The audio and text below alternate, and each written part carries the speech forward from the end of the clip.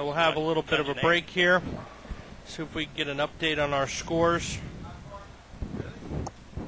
Yeah, I see Ken lost with, I don't know what he had, but I know he lost the first game to Richie over here on the right-hand pair and moves over to the left-hand pair. She's 260 because Couch was there. And Mika. Mika was throwing the heaters up 7, 8, 9. Right. Didn't beat up the middle lane. And Ken probably had some push and a little bit of friction built in, a little bit more friction built in because of what Mika was doing. She's 260.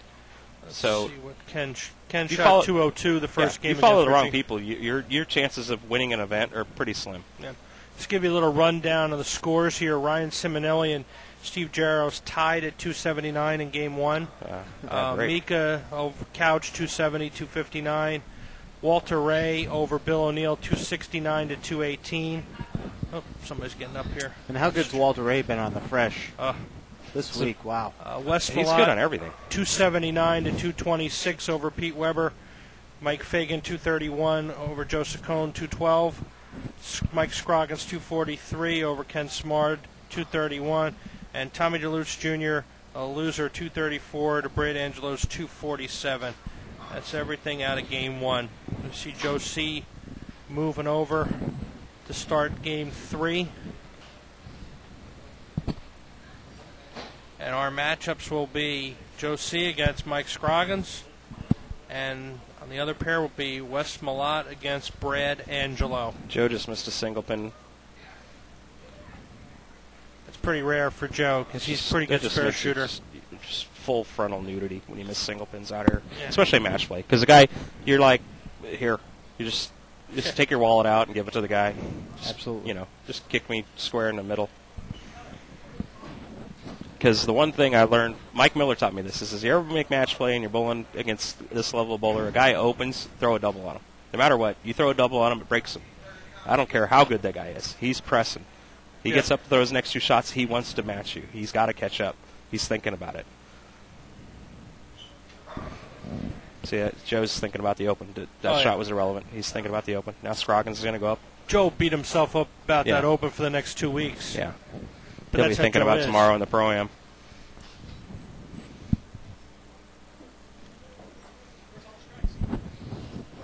In your pants? We'll take a look at Mike Scroggins here. I haven't watched him all week. He's been on the other side of the center, but he bowled near me most of the day today and in qualifying, and he tried to play in for him. He was trying to play like 8, 9, 10, kind of keeping it tight. And then last night he moved out, and I think he bowled real well last night. But I was surprised he wasn't closer to the edge. Absolutely. Me too, as well, actually. And I got some good advice from Jeff, actually, this week. He says, where are you playing on the lane? So I'm playing here and here. And he says, well, where was Scroggs playing?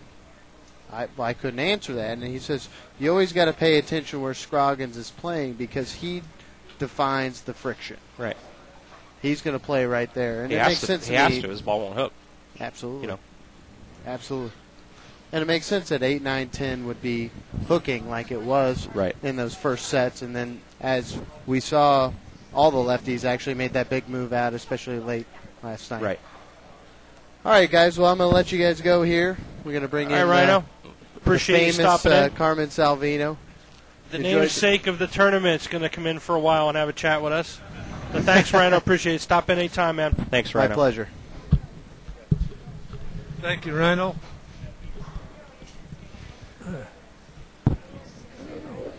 And with that, how you doing, Carm?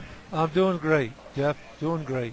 Watching these young bowlers just throw strike after strike after strike. Make it look too easy, don't they? Yeah. Is this on? You're good. You can't hear us in them. Just talk. Don't worry about it. You just talk. We can hear you. Just we hear you. You just can't hear us. There you go. In front. Right in front of your mouth. There you go. Okay. All right. Can you hear me now? I can hear you now. All right, brother. So right now we are looking at Wes Malott and Brad Angelo on 23 and 24, and Mike Scroggins and Joe Ciccone on 25 and 26. Mika's having a real tough game with Brad Angelo. They're both struggling. When they tied at 279? No, this game right now. Oh, this game right here. Oh, this is brutal. The lanes look like they're going through a transition right now where they're starting to really break down. And the ones that are going to do the best within the next 3 games got a good shot of being at the top. That's what we were before you joined us. I was talking about the scoring pace is high, but the guys who are going to make the shows and be consistently near the top are the ones who can make the transition and still score while the transitioning is happening. Exactly. They're not going to shoot the 190s, 180s, the 2.0s. And that's not only here. It's even when the scores are medium, there's always a transitional period. And there was a transition period also when I was bowling. And if it was 210 average and you bowl the 220 game or 230, you pick up 50, 60 pins in that transition period. And now a guy that shoots 250 because the scores are higher here, he's going to pick up 40, 50 pins. It's got to be like the 248 It's the games. same thing. You know, it's just relative to the scoring of that house. Right, and this house is, you've been here every year since we've been here, either watching or taking part in the tournament. And but maybe this place produces high scores. Yes, maybe we ought to explain what the transitional period is. Have you explained that to him? I'd love to hear your explanation. When you were bowling, the first game or second game, the lane has just been oiled, the ball slides real nice, and then you get that real dry back in. Fresh, call it fresh, I call it dry so they understand it a little better. And the ball comes in real nice.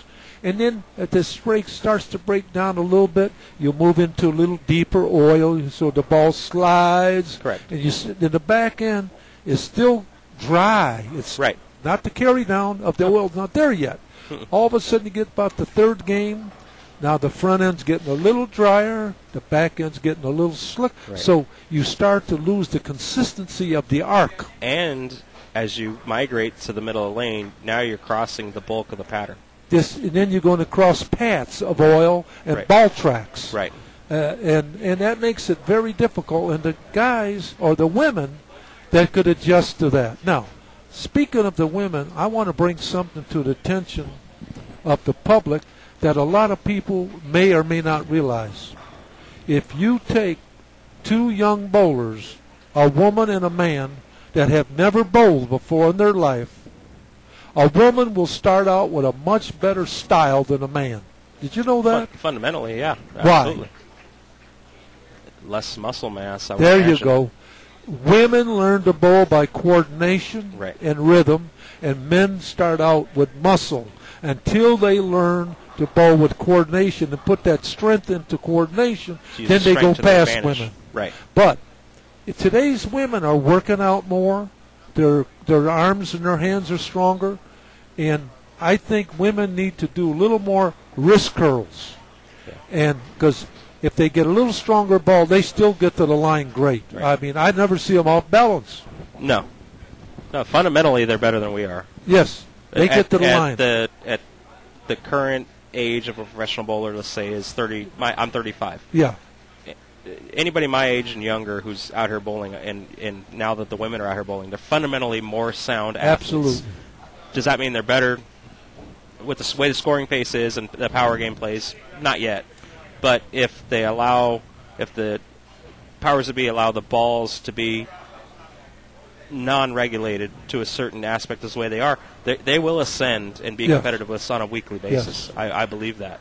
Until you bring quote-unquote raw Robert Smith-style power back to where that is an advantage. Belmonte's. Right. See, in speaking of women, I told my wife, because she's in the state of Illinois Hall of Fame, I told her if I had your style, I would have had 10 more titles. I just couldn't get the line as good as you. Couldn't repeat it.